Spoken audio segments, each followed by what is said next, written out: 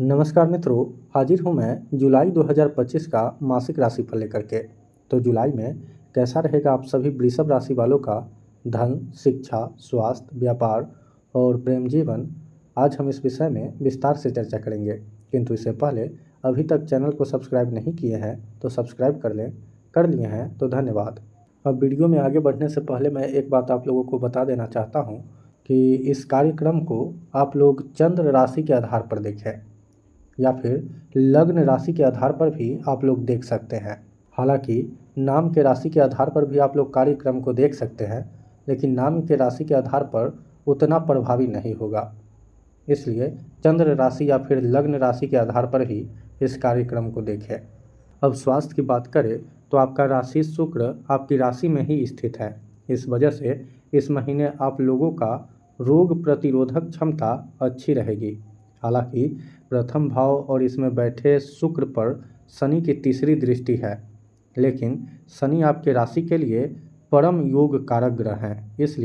इसलिए शनि के दृष्टि का ज़्यादा दुष्प्रभाव नहीं पड़ेगा, बस छोटी मोटी समस्या देंगे, क्योंकि शनि नेचुरली यानी कि नैसर्गिक रूप से क्रूर ग्रह है, तो वो अपना स्वभाव नहीं छोड़ेंगे।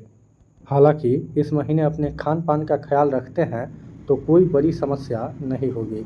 वही जिन लोगों को गुरु की दशा चल रही है वे लोग अपने स्वास्थ्य को लेकर कोई भी लापरवाही कम से कम 16 जुलाई तक तो नहीं करना है, क्योंकि गुरु अष्टमेश होकर दूसरे भाव से रोग भाव को देख रहे हैं और साथ में क्रूर ग्रह सूर्य है।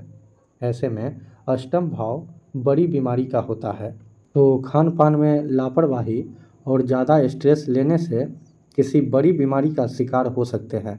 और ऐसा केवल वृषभ राशि वालों के उन जातकों के साथ होने की संभावना है जिन्हें गुरु की दशा चल रही है और जन्म कुंडली में गुरु की स्थिति अच्छी न हो। हालांकि गुरु जन्म कुंडली में किसी अच्छे ग्रह के साथ युति में हो और अच्छे भाव में हो तो फिर ऐसी समस्या नहीं होगी, लेकिन फिर भी अपने स्वास्थ्य को लेकर विशेष रूप से सजग रहना है। वही सामान्य लोगों की बात करें तो सामान्य लोगों के लिए ये महीना ठीक ठाक है। बस चौथे भाव में मंगल केतु की युति मानसिक रूप से अशांत रखेगा। अब शिक्षा की बात करें तो बुध शिक्षा के कारक ग्रह तो हैं ही, साथ ही आपके पंचमेश भी हैं। पंचम भाव विद्या का भी भाव होता है, यानी आपके शिक्षा पर फुल कंट्रोल बुध का है और बुध आपके तीसरे भाव में स्थित है। तीसरा भाव यात्रा, मेहनत और घर से दूर का भाव है। ऐसे में सभी छात्र इस महीने काफ़ी मेहनत करते दिखाई देंगे।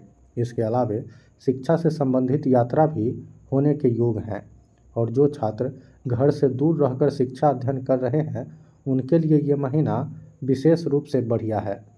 और जो छात्र पढ़ाई के लिए घर से दूर जाना चाहते हैं उनके लिए ये महीना अनुकूल है। वही 18 जुलाई को बुध बकरी होंगे, तब शिक्षा के क्षेत्र में कुछ बदलाव भी देखने को मिलेगा।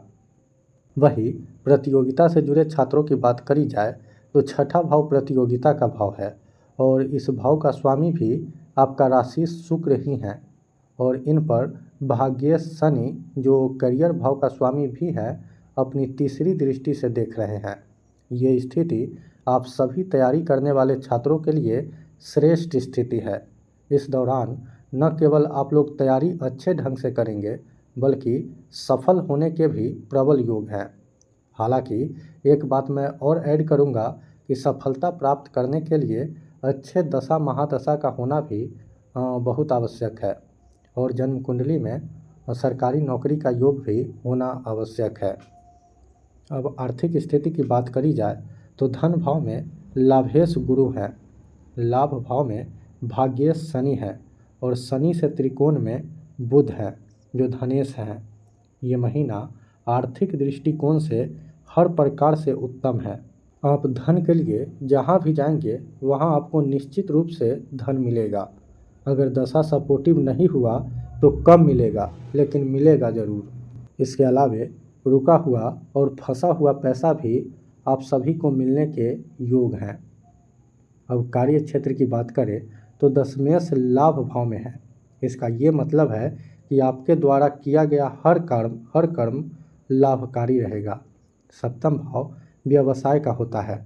सप्तमेश मंगल चौथे भाव में केतु के साथ युति बनाकर दसम भाव को देख रहे हैं, जो ये दर्शा रहा है कि व्यवसाय भी इस महीने बढ़िया रहेगा।